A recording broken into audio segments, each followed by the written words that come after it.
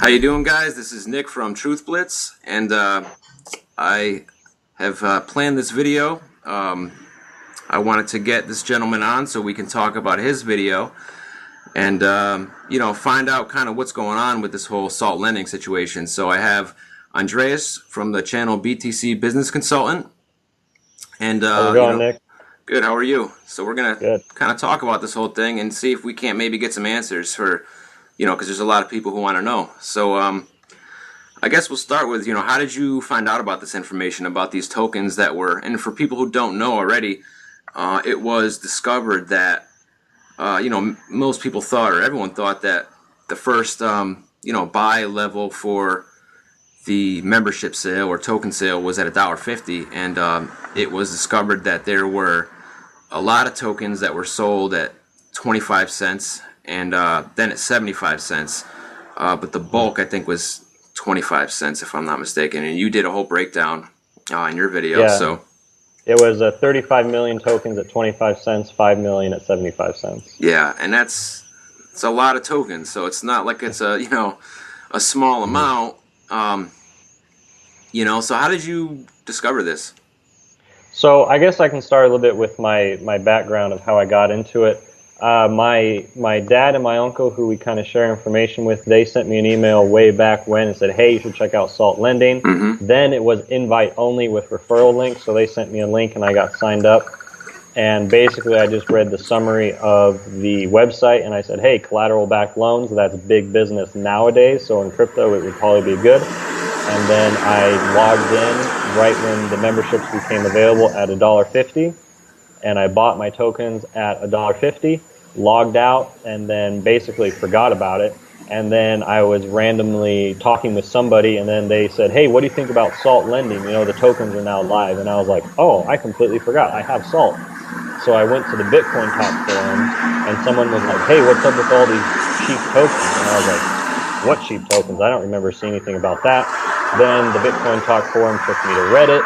Reddit took me to a few other places, and lo and behold, I found the disclosure document, and people were saying it was on the membership login page. So I logged into the membership login page, and I was like, whoa, this is way different than the very first time I logged in, because this was months back. Okay? Right.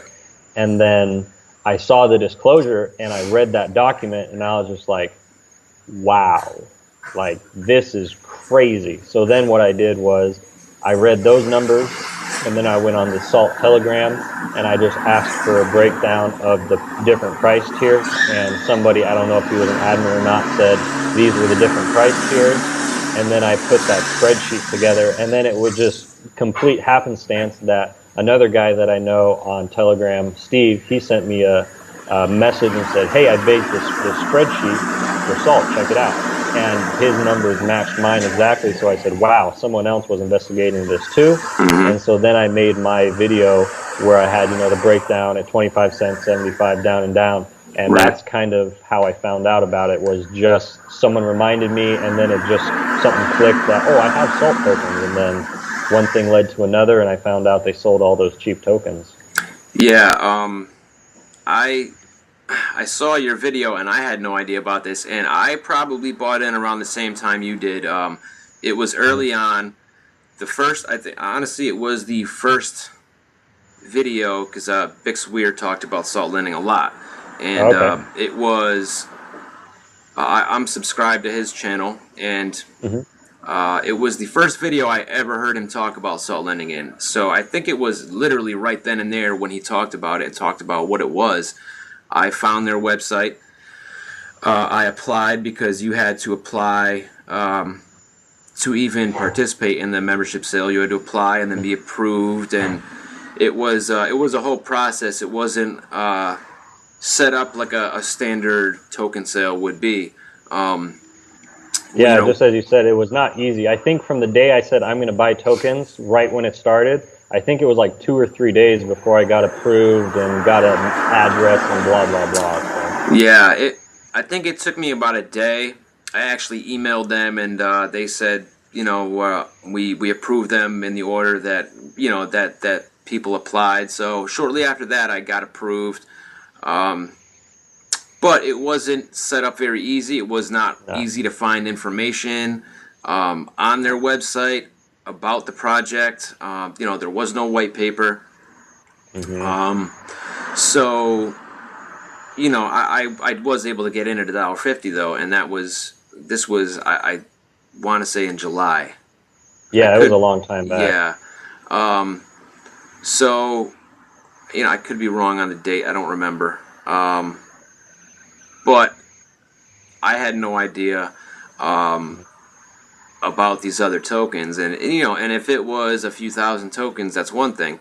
But the fact that it's such a huge amount of tokens now. I mean, there's a lot of people who want to know, who are these early investors? Is there any stipulation as to whether they are allowed or were allowed to just go dump their tokens or not? And okay, I get that it does not change the company or the project and what they're trying to do, but on the same note, this is something that should have been made very clear in a white paper or on their website, that there were early investors, that tokens were sold at this price and how many. And I think people should have been made aware of this. Because I know just off of what people are saying to me that would have 100% influenced their decision whether or not they were going to invest in salt lending. So, that's my stance on it. Now, I did have somebody leave a comment on my first video and say, it's in the disclosure section when you click on disclosure from your salt dashboard. So I logged in and clicked on it, and I saw that.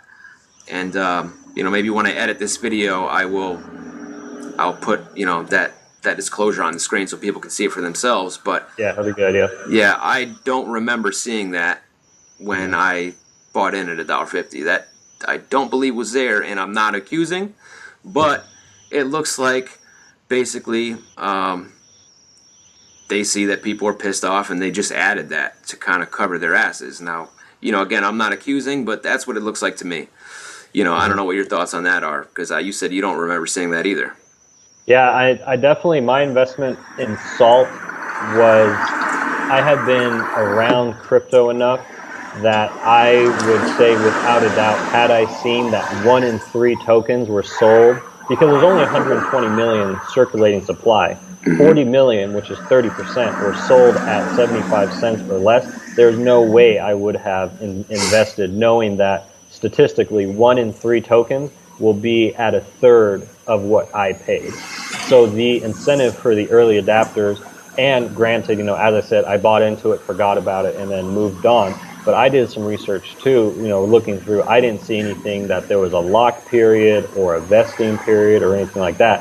And if you look on Ether Delta, from day one, it was just huge spikes, like $15, $16 million a day, right when it hit the exchanges. And that is huge volume, considering that it's trading for what, like $3 or something like that. Yeah. So that would have to be 5 million, like 5 million tokens a day for a couple days. So statistically, 1 in 6 tokens would have been sold during those first couple of days.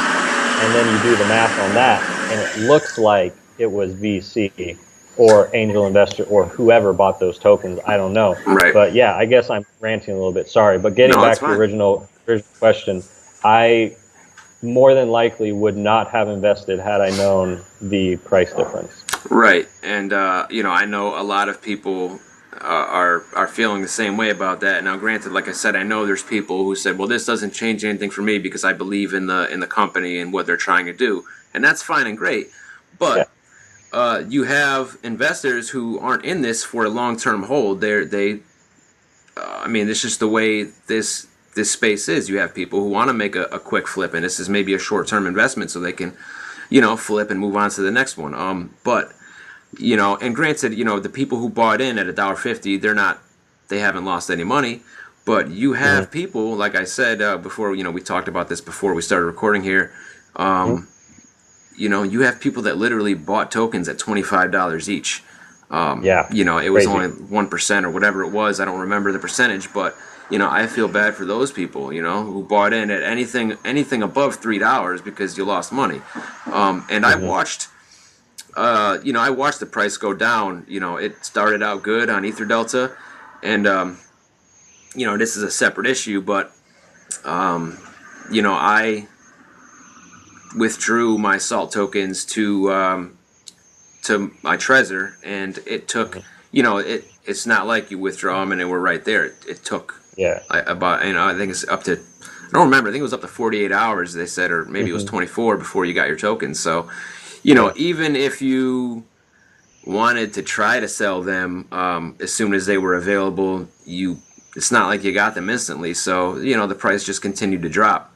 And I think that people should have been made aware of this beforehand. And like I said, I don't remember seeing that disclosure on the dashboard when I invested at $1.50. And you said you're pretty sure it wasn't there either? I am very sure it was not there when I first joined, because as I said, previously, the dashboard is completely overhauled from when it was, back then when you first logged in. Right. Actually, when I invested, you could not even invest with Ethereum. It was just Bitcoin. Oh, really? Yeah. Oh, well. So they added Ethereum later on. It was shortly after I invested. Actually, I think it was probably within a week or so. But like I said, when I invested, they were only taking Bitcoin, and I don't, like you said, the dashboard was different, and I do not remember seeing that disclosure. And it kind of makes me wonder that now it's there, and it specifically just talks about the 75-cent and 25-cent tokens, and it's like they just added that to cover themselves. That disclosure to me is if they just added it, that's null and void, because that wasn't there. People couldn't see that, and that would have affected a lot of people's decisions. So that disclosure is meaningless if you're adding it now. Yeah. But so let's talk about now. You were on their Slack channel, and you confronted them, and you said it wasn't in a confrontational manner, but you asked questions. So what happened with that? Yeah, so no problem talking about that. So, as people, have messaged me on Telegram or anything, or seen some of my videos, I try to be, level-headed and neutral when I, have conversations. And I was on the Salt Telegram, and somebody else had mentioned, hey, what's up with these, 25-cent tokens or something like that. And then I responded to his message, and I said, hey, I just found out about this too, and I made this YouTube video that explains the tiers and all that, so you should check this out. And then underneath that, I said, mods, you feel free to delete this if you don't think it's appropriate, okay? And so I posted that video, and then a couple people said, oh, wow, thanks for explaining. And I was like, yeah, it's just really weird that this information is out. And I said it, I'm like, I'm not attacking, I'm not on a crusade to destroy Salt. I simply said, here's the information that a lot of people don't have and want to see, and I presented it. And then a couple people ganged up on me saying that, I'm just a sore loser, I don't know how to do due diligence, I obviously don't know what I'm talking about, my logic is flawed, even though Excel logic is hard to be flawed, so that was kind of funny. Yeah. And then they just said, you're spreading FUD, and I said, no, I'm not. These are the facts from the website, and I'm just presenting the information because other people asked me about it. And this guy basically said, stop trolling us, and then boom, I was banned. And actually, funnily enough, somebody else who I was having the conversation with, because he didn't know, and he found out from my video that was posted, he got banned also. And then he and I started talking, and he messaged me and said, hey, did you just get banned from Salt? And I had stepped away from my computer, and I was like, I don't know. And then I checked, and I was like, wow, I did get banned. And he's like, yeah, I was messaging you, and then I got banned a couple of posts after you got banned. So Wow. It was definitely strange, and I'm not upset about it at all. I mean, I have made profit from Salt. Don't get me wrong. I have more money from it than I started, so I'm not whining and complaining. People asked me to investigate and present the information. I did, and then I got banned from Salt, which is strange. Right, and that's the same thing, as me. When I made my first video and brought it up, people asked me questions. I made it clear in my video, I believe, that I was not attacking them. but and again, I've made profit also. So it's not the fact that I'm pissed off because I lost money and, like you said, I'm on a crusade or something like that. This isn't about me or you. This is about, there are many people who invested in Salt, and I feel that they should have been made aware of this, especially, and I don't know if this has any bearing on any of this, but especially in a company that is going to be under such regulatory scrutiny. Yeah. I don't know if that changes anything for them, but they should have made it very clear to anybody who, and I know it's for that reason they didn't call it an ICO or a token sale because of the regulatory issues, but membership sale, token sale, ICO, whatever you want to call it, tokens were sold at 25 cents and 75 cents, and people weren't made aware of it. And, I know just from what people have told me through emails and through comments on my video that they wouldn't have invested had they known. I kind of, had somebody saying the same kind of stuff on my video that I'm spreading FUD. And, I don't know how this is FUD because it's factual information. And it's almost like that, they're, I don't know, they want to cover it up or don't, they want to silence people telling the truth, which is, that happens in all the time with everything. But, Exactly. but the people need to know. And like I said, I emailed Salt. I wanted to get a response from them. I was hoping to get a response from them before we did this video, because I wanted to hear right from them what the situation was. I wanted to know, why people weren't made aware of this, why the information wasn't posted in a place where people can find it before they made the decision to invest. And, and I told them in the email, I said, listen, I'm coming at this situation from a non-biased standpoint. I just want to present the information to people in a truthful manner, in a factual manner, so that,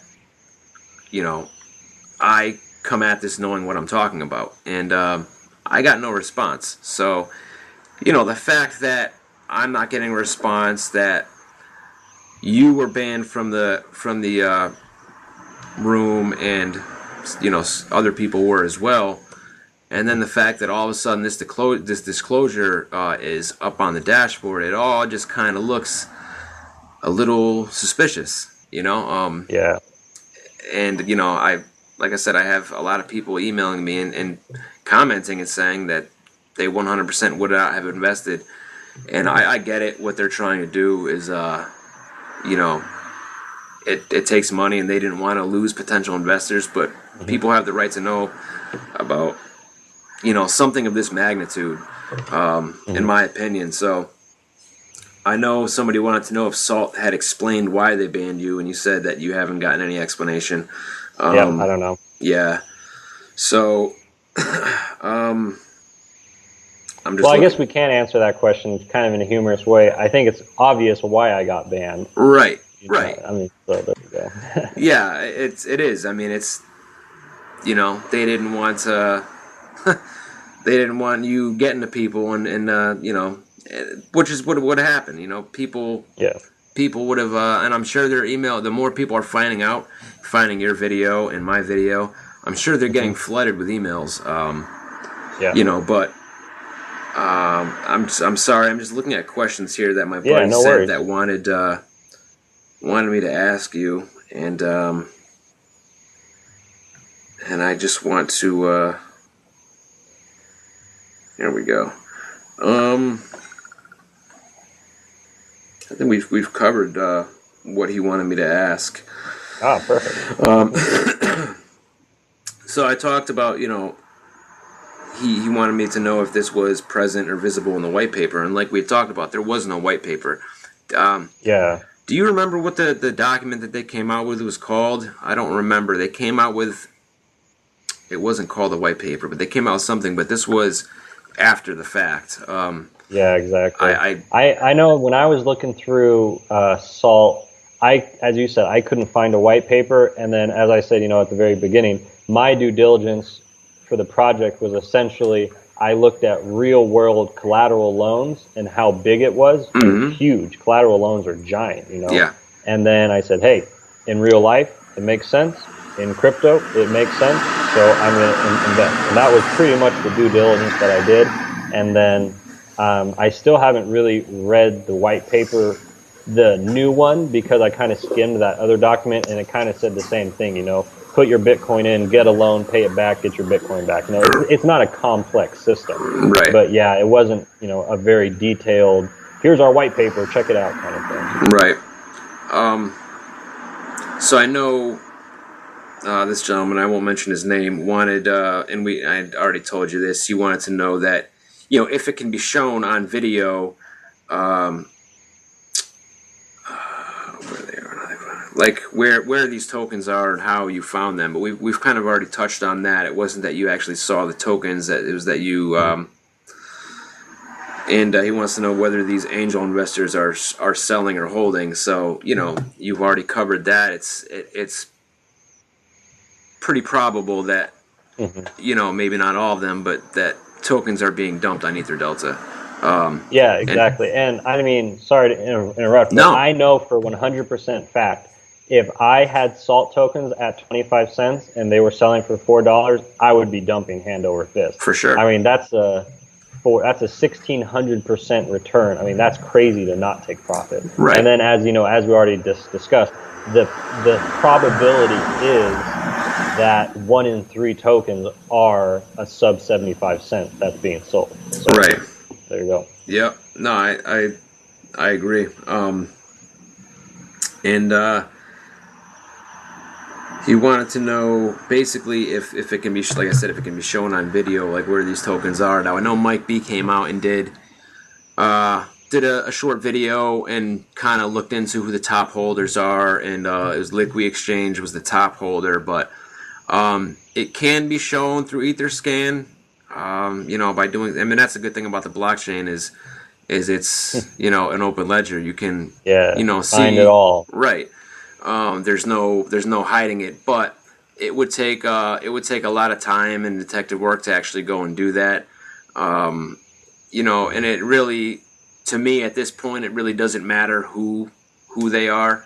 You know, it could be a hedge fund, or, you know, it's probably who it is. It's probably some sort of hedge fund or fund. I don't know, but really doesn't matter. It's the fact is that it happened, and you know, it's, you know, finding out who it is to me isn't going to change the fact. It's not going to make people any happier, or you know, change anything for them, for the people who bought in at, you know, over $3. You know, so yeah, I mean, like I said, this is not an abnormal occurrence for companies to have early investors who were able to buy in cheaper than everyone else, or, you know, I mean, the more you put in, if you know, a lot of they do pool bonuses and this and that, but that's a really huge difference in price, you know, between 25 cents and $1.50. So yeah, I mean, I don't know if I would have still bought in at $1.50. But hey, I mean, I don't know. Aren't they still retail selling tokens on their website as well? The last time I checked, I believe they were fully sold out of the 25 tier. Yeah. But it was interesting that I had EtherDelta open, you know, and they were selling, and I had the Salt website open, and you could see they were still selling $25 coins while it was trading for, you know, $4 or $4.20 on EtherDelta. And it's not like, obviously they're a business, they're profit, I understand. But it's not like they were like, oh, by the way, you can pick them up for 1/6 of the price on EtherDelta. Right. You know, that kind of thing. So, I mean, it's a business. As you said, I understand they needed funding. And in my video, I explained the reason why that I sold my tokens is not because I don't believe in the platform. I think Salt is going to do very well in the future.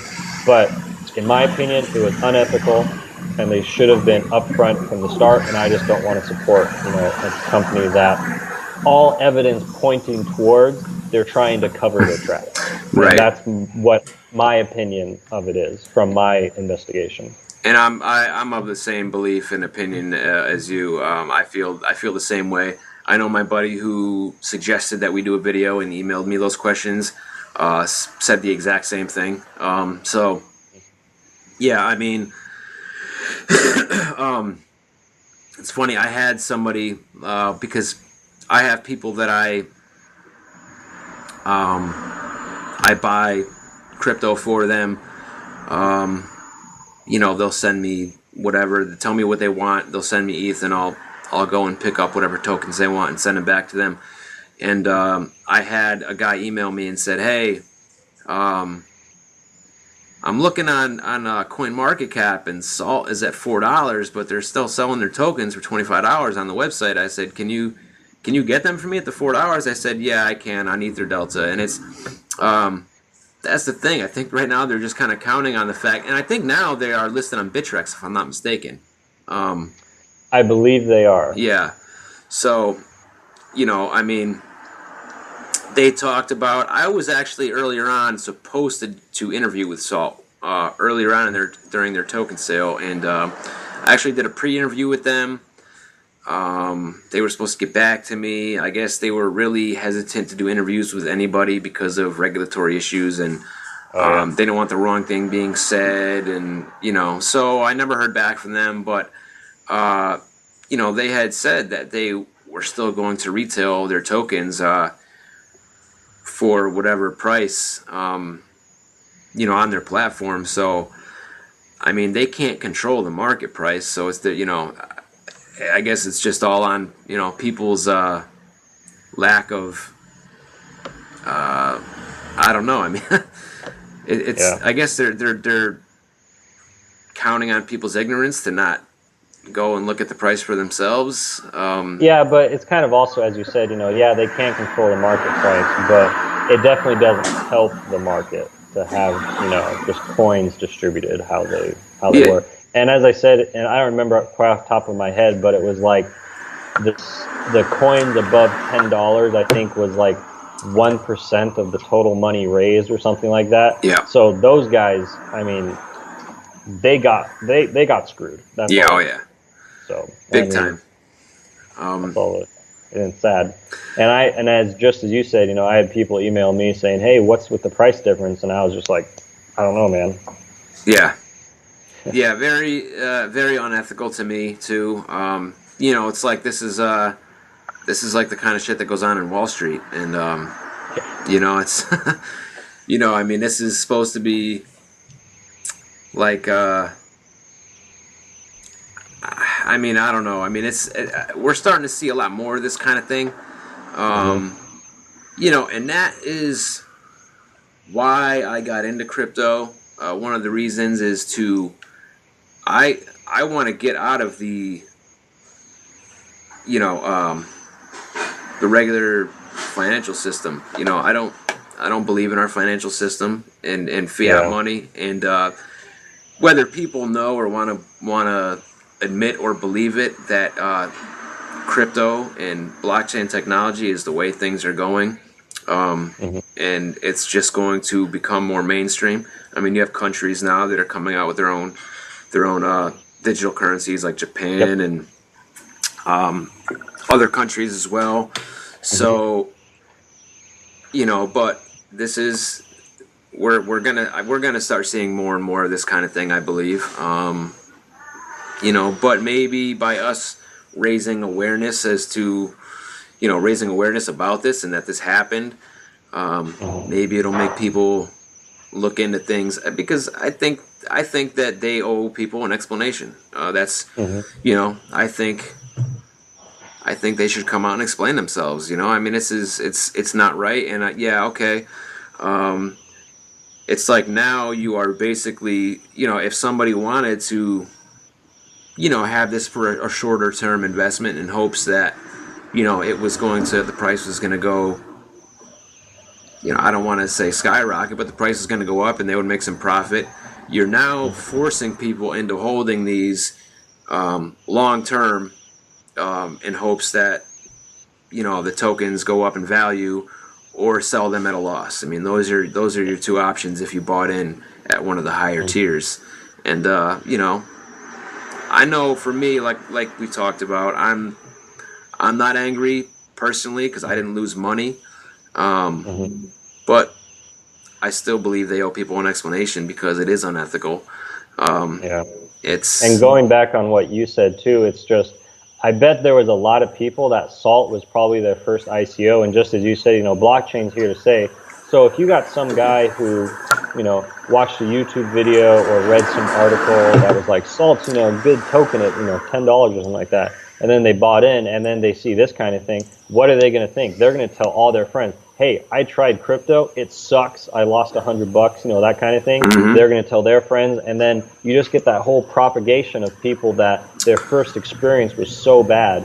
And that's why I'm such an advocate that the crypto community, we need to police ourselves, because we're still such a small minority of the people that even understand what a wallet is, how to exchange tokens and that kind of thing, And people come in, get burned, and then they leave, tell all their friends it sucks, and then it's just that much harder for crypto and blockchain technologies to be, accepted and changed. Because as you said, I believe blockchain is the future, and in 5 years, 10 years, I actually said this in a video I posted earlier, that in 10 years they're going to say, how did you live without blockchain? Just like how we say, how did you live without internet and cell phones and stuff like that. So that's where I see the future going with blockchain, and we need to police ourselves and make sure that new people who come in have the best information and have a positive experience. Yeah, I know, I 100% agree with that. And it's funny because I've kind of said something similar to what you just said. It's this is like when I explain to people, try to explain what cryptocurrency is and what blockchain technology is, like for example, my mother, she doesn't know much, but she knows that I'm into this, and she's kind of started researching things a little bit and hasn't bought anything yet. But I'm like, Mom, this is like the .com boom all over again. You know what I mean? And it is. And we're going to see a lot of these tokens and cryptos that are going to be gone in maybe a year's time. Who knows? I don't know the exact timeline, but just like with, all the .coms, back during the .com boom, we're going to, but out of that, we're going to see the new Amazons and the new Googles and eBays, and maybe Salt will be one of them, but that still does not change the fact that what they did was very unethical. And they should have, because you might have people who, and I'm not suggesting anybody do this. I say this, just as most people who are in this space say this. Don't invest more than you're willing to lose. But you might have people who maybe are subscribed to Big Swear and heard him talk about salt, and then went and started buying some salt, and because it sounded like such a good thing, and we talked about it so much that maybe they put in their last $2,000 in their savings account and bought in at $10 a token, and now what? You know what I mean? Or even higher, God forbid. So like you said, it can leave a real sour taste in people's mouths, especially if they're newbies to crypto. And I feel for those people, but this is why it is important to do due diligence. And but at the same time, if a company is not being forthright with things and not putting the information out there for you to do the due diligence, then it kind of really doesn't matter how much due diligence you do, But, so I'm hoping that by us talking about this, they'll at least give us some kind of answers, because right now everything points to a cover-up. And, I don't know. I don't like to see that. It sucks, but anyway. I agree. And just, if by any chance anybody from Salt is watching, I would be more than happy to have a conversation about it. If anybody wants to reach out to me, a lot of people already have. You're more than welcome to reach out to me, and we can talk about it. Email, Telegram, Skype, anything like that. I'll pretty much tell you the same thing that me and you just talked about. But if they want to hear it again, I'm more than willing to help out and have the conversation. Right, and that goes for me as well. So, I mean, well, I thank you for taking the time to do this with me, and I know a couple people wanted to know more, and like I said, that the one subscriber in particular who wanted me to reach out to you, so I appreciate you doing this, and yeah, hopefully it's at least raises some kind of awareness and, you know, opens people's eyes to, I don't know, look into things a little deeper before they invest. Like I said, with this, it was kind of not much for, you know, it's like it wouldn't have really helped anyway because we didn't know. But and that's one thing is also that the way it was set up, you couldn't. It's not like you would have been able to look on Etherscan and see the amount of tokens that were, you know, with the way they had it set up with the dashboard. So I almost don't like when ICOs are set up in that manner. For that reason, you really can't look at an address and see what's going on. So, you know, I mean, it is what it is. I still think it's a good company, like you said. Collateral-backed loans are huge. I think there's another company that's coming out trying to do the same thing, but this one obviously has first mover advantage, and but that doesn't change the unethical side of it. So, you know, it kind of leaves a bad taste in my mouth.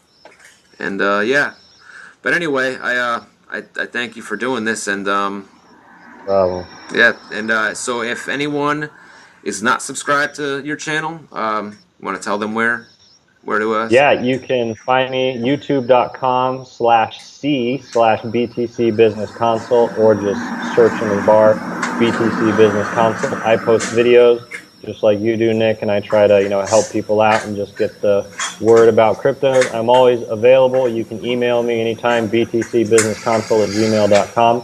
But, you know, this isn't about me. This is about Salt and about you, Nick, with Truth Licks. And I can just say the honor and privilege is all mine. I sincerely appreciate you taking the time to talk with me. It was really great to finally meet you face to face, besides just me watching your YouTube videos. And who knows, maybe we'll be able to have another collab together about some stuff. Hopefully that will be able to happen in the future. Definitely, I would like that. So we'll definitely keep in touch. And I thank you. The pleasure was all mine. Thanks again. All right, thanks, Andreas. See ya. Bye.